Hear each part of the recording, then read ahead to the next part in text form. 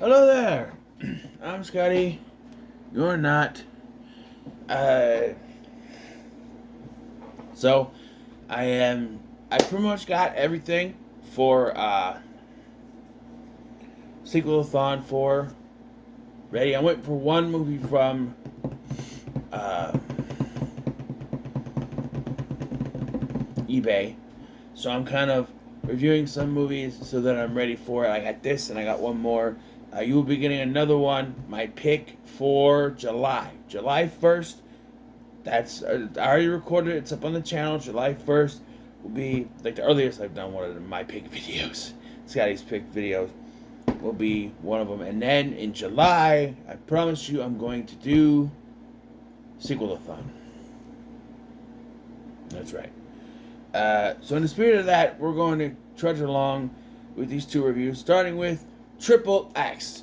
And you know what? I thought about this when I was watching it. What a stupid ass name for a movie. Now it turns out they did this as a marketing tool, posting the logo everywhere, right? Before they even had a script, they just put that up.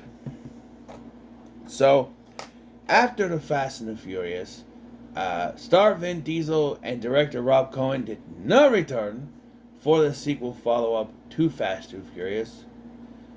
No, they did this instead, which was supposed to start a new franchise, and it sort of did.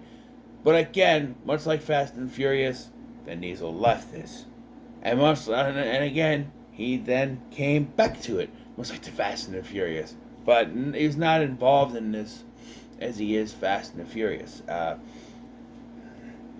And I'm calling this movie a ripoff. Okay, here's the plot synopsis: extreme sports enthusiast, extreme sports star Xander Cage is recruited by a secret government agency to go on a secret mission. The secret mission is not important to why it's a ripoff, but it's a ripoff of Action Man, the 2000s CG animated TV series aired on Fox Kids, which the premise was an extreme sports star is recruited to be a special agent. Of course, he had a group of people with him, his entourage, so to speak. But it's pretty much the same thing.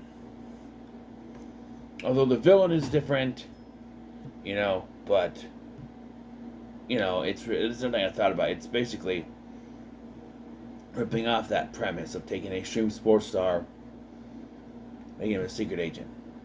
It's a ripoff. I ripped off the premise, not the entire thing. But yeah. So Vin Diesel plays Xander Cage, or X, and I'm confused. Did he have the XXX logo in the back of his neck already? The tattoo? Or did they tattoo it on him when they recruited him? Because he's referred to as a XXX agent. Okay. And I know that in the second one they tattoo that on Ice Cube's neck. He has it too. So I'm just very confused if he already had that or if they tattooed it on his neck. Because Ice Cube will have it on his neck too. The next one, I've seen trailers and stuff. So I don't know. Really don't know. If you were a XXX secret agent, why would you have that on your neck for everyone to see? Why is that? Apparently it doesn't do anything, although it doesn't really matter. Our villain is played by Martin Sciascus. I'm not sure how you pronounce that. He does. I knew the name because he was in Amazing Spider-Man 2. Is that Dr. Martin Kafka, who really should have been a woman named Ashley Kafka. I know that's the animated series and not from the comics, but I just want the Spider-Man movies to be more about the end, more like the cartoon. And, to me, it's changing a lot of things. I'm just saying.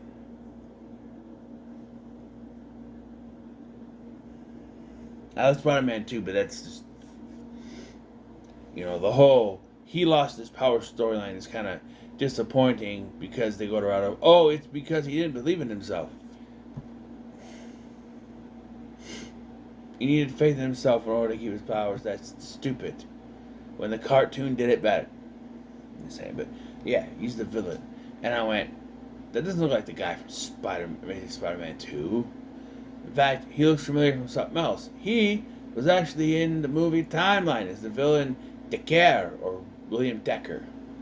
Now, yeah, that's what I know him from. But I guess he looks very different in Spider-Man 2.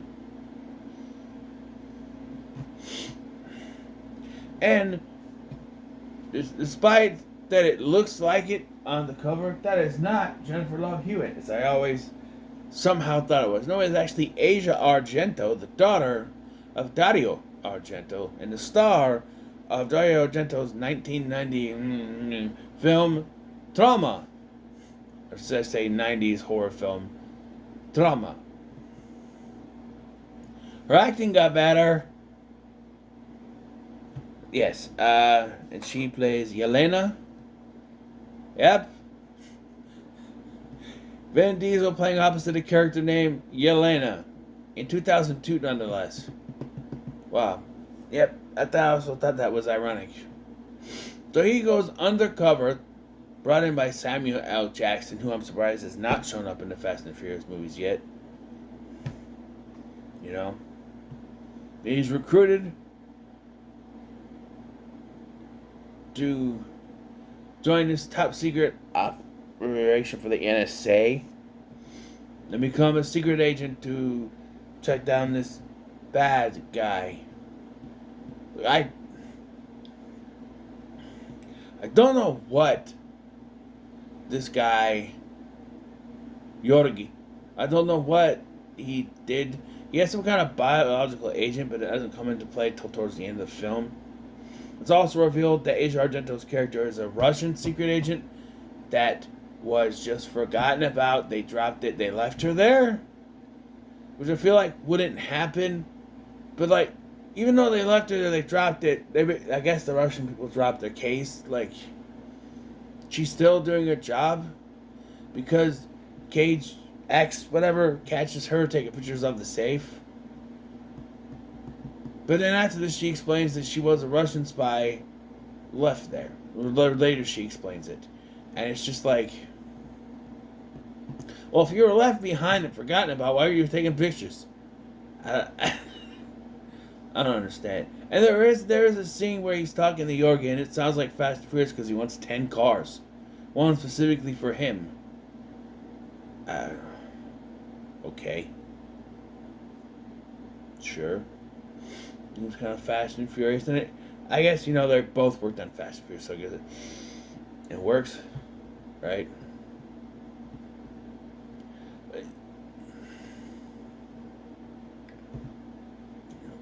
The beginning of this movie starts with Xander Cage stealing a senator's car and then recording himself bashing the senator.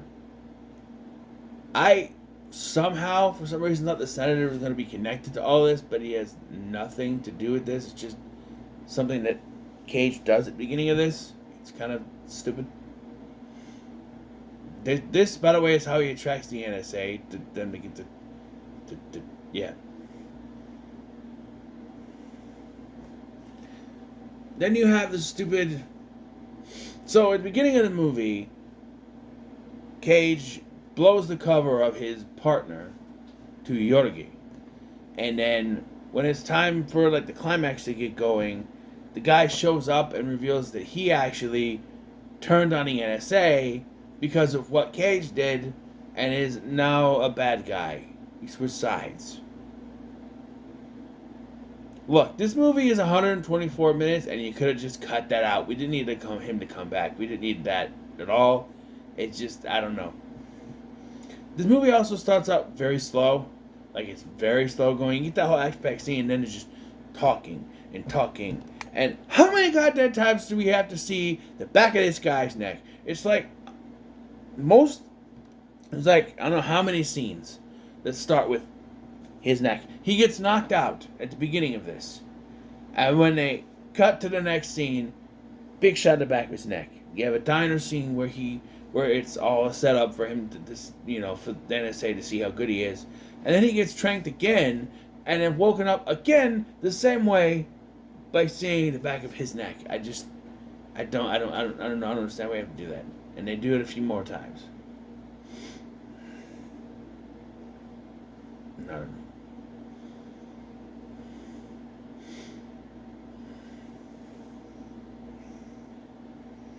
Also, so it's all very confusing.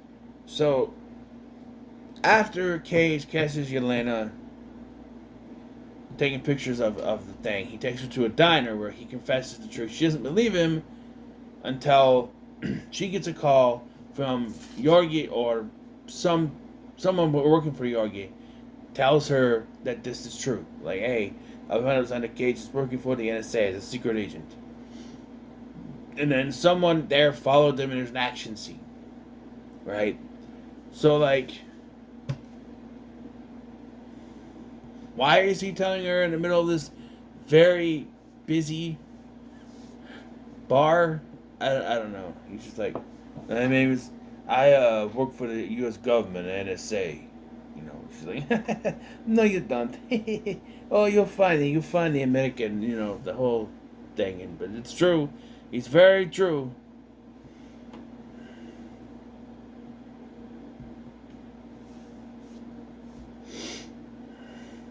Yeah. People have compared this to James Bond, and I don't know. The guy who directed Die Another Day directed the sequel, the first sequel. And then here, or is it the third one? I think it's the second one, whatever.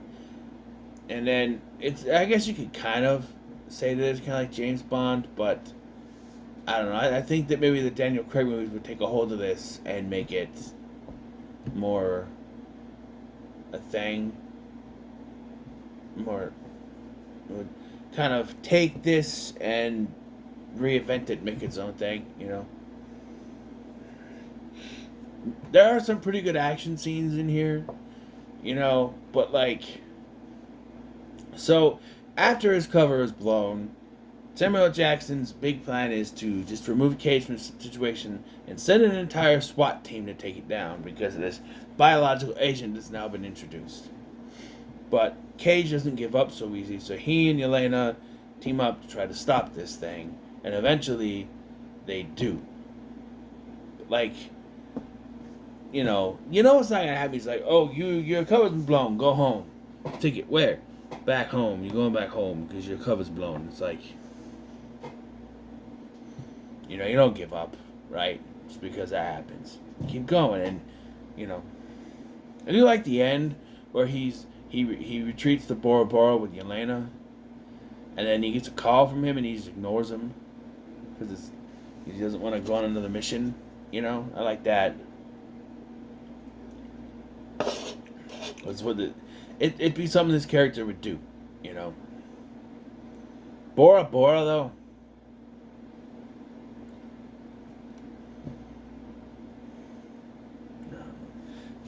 Just to comment on the DVD. My DVD, so this is the DVD I bought way back when. Not when it first came out, but like, I bought it, I've had it since before I moved here, I think. Because of Vin Diesel. So it's old. It's at least like 2005, 6, around then. And it's in full screen, so it's old. Because you get, and it does look stretched out. At the beginning it did. There are most points where you don't really notice it. But like, then sometimes, oh yeah, that looks really stretched out. But, when we do the sequel, that one's also in full screen. Don't worry, the third one is not. I got this one from the pawn shop. So, who's the woman?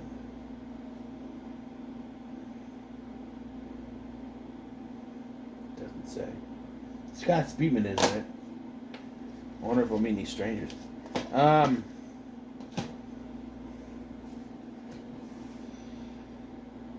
But yeah, this is, if you want like a cheesy action film to put on, Well, it's kind of long. Like, if you're gonna do a cheesy action film, make it at least an hour and a half. Don't do no 2 hours and 4 minutes type movie like this. So you don't need that. It's 124 minutes, and it's not needed. You could have trimmed some things down, you know. But overall, I think it works. I'm gonna give it the middle of the road. It's not. Let me tell you this.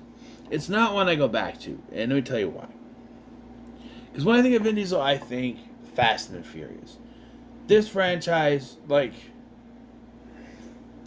if I want to watch Vin Diesel movies like Fast and Furious or Pitch Black, it's never this one, and it's because it just, I don't know, it's like I've had it in there, so I've been on the docket for me to review. Like I wanted to do the XXx movies, and I keep pushing it back, and I find, you know what, I have to do it now and get it done with. So yeah, it's the middle of the road for me. But yeah, so what are your thoughts on XXx? Let me know in the comments below if you like, share, and subscribe. Thanks for watching. I'm Sky, and I'll see you in the next one.